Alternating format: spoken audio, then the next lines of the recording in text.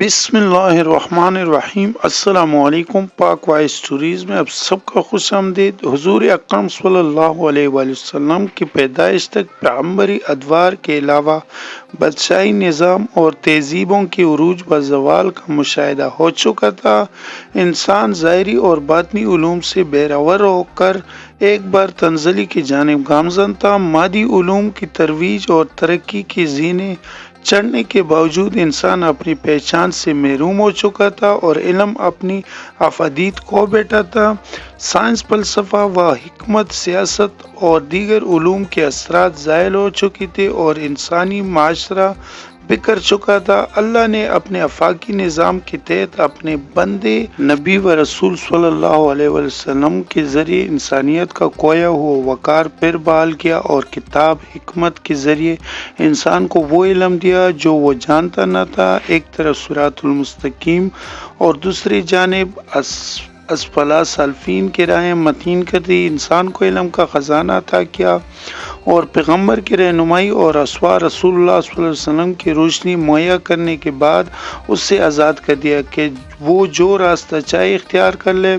قرآن نے علم کے افادیت اور مزید کو آسان اور سادہ الفاظ میں بیان کیا تاکہ انسان تک قیامت اس سے فیض حاصل کرے اور علم کو شیطانی چالوں اور حربوں کے لیے استعمال کرنے سے باز رہے۔ چانکیہ، ارسطو اور دیگر ناسوتی علماء کے بد نظریات کو سب سے پہلے آپ صلی اللہ علیہ وسلم کے اصحاب نے رد کیا اور اسلامی فکر و فلسفہ و علم عملاً پیش کیا کہ انسان کی کائنات میں اپنی حیثیت کیا ہے اور پھر معاشرے اور ریاست میں رہتے ہوئے اس کے حقوق و فرائض کیا ہے۔ قرآن کریم میں رب تعالیٰ نے 19 مرتبہ الناس خطاب سے مخلوق انسانی کو پکارا جس میں مرد وزن سبھی شمار ہوتے ہیں۔ قرآن انسانی الہی تاریخ ہے جس کا بیان اٹل اور مستند ہے۔ تخلیق کائنات اور تخلیق آدم سے متعلق خود خالق کائنات نے جو کچھ بیان کیا ہے اس سے سمجھے بغیر کوئی انسان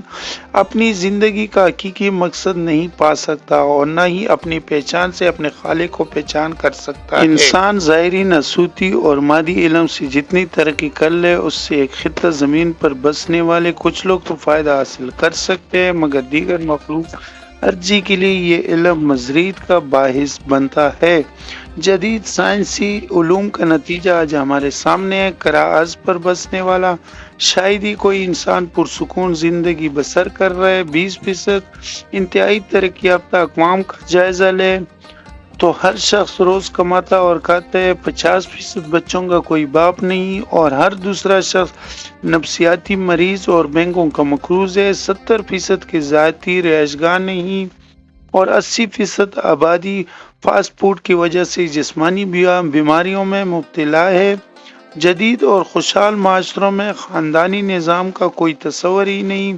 شاید یہی وجہ ہے کہ father day, mother day, woman day, Valentine day, earth day سمیت درجنوں بلکہ سینکڑوں ایسے دن منانے کی ضرورت پیش آتی ہے تاکہ انسان کو انسانی رشتوں، جذباتی لگاؤ، کائنات سے محبت اور بولی بصری یادوں سے کم ایک مخصوص دن منا کر یاد دہانی کروائی جائے۔ حیرت کی بات ہے کہ بیان کردہ دنوں کے علاوہ مختلف بیماریوں کا دن تو منائے جاتے ہیں مگر خالق کائنات اور تخلیق کائنات کا کوئی دن نہیں منایا جاتا۔ یہ دن صرف مسلمانوں کے لیے مخصوص ہے۔ مسلمان کرۂ ارض پر جہاں بھی ہے وہ 5 وقت اپنے رب کے سامنے سجدہ ریز ہو کر خالق کل کی عظمت و برتری کا اقرار کرتے ہیں۔ سال میں 2 اجتماعی خوشیاں عیدیں کی صورت میں منائی جاتی ہے اور پھر صاحب ثروت لوگ سال میں ایک بار میدان عرفات میں حاضر ہو کر اے اللہ میں حاضر ہوں پکارتے اور اپنے گناہوں کی معافی طلب کرتے ہیں۔ بیت اللہ کے طواف اور روضہ رسول اللہ صلی اللہ علیہ وسلم پر حاضر ہو کر سکون قلب حاصل کرتے ہیں اور اللہ کے احکامات کی پیروی کا اقرار کرتے ہیں۔ مناسک حج مساوات انسانی کی سب سے بڑی مثال ہے۔ ہر شخص ایک ہی لباس پہنتا ہے اور ایک ہی جیسا عبادات کرتا ہے۔ اس طرح نماز اور روزہ انسانی ڈسپلن اور خدائی احکامات کی پیروی کی عملی مثال ہے۔ باقی سٹوری اگلے قسط میں دیکھنے کے لیے ہمارے چینل کو سبسکرائب کرے اور بیل نوٹیفیکیشن کو آن کر لے تاکہ اگلا کیس آپ تک بآسانی پہنچے۔ امید ہے آپ لوگوں کو یہ سٹوری کا کیس پسند آیا ہوگا۔ اگر پسند آیا تو ویڈیو کو لائک کر لے، کمنٹ میں اپنے رائے کا اظہار ضرور کر لینا۔ اگلے کیس میں پھر انشاءاللہ ملاقات ہوگی۔ اللہ حافظ۔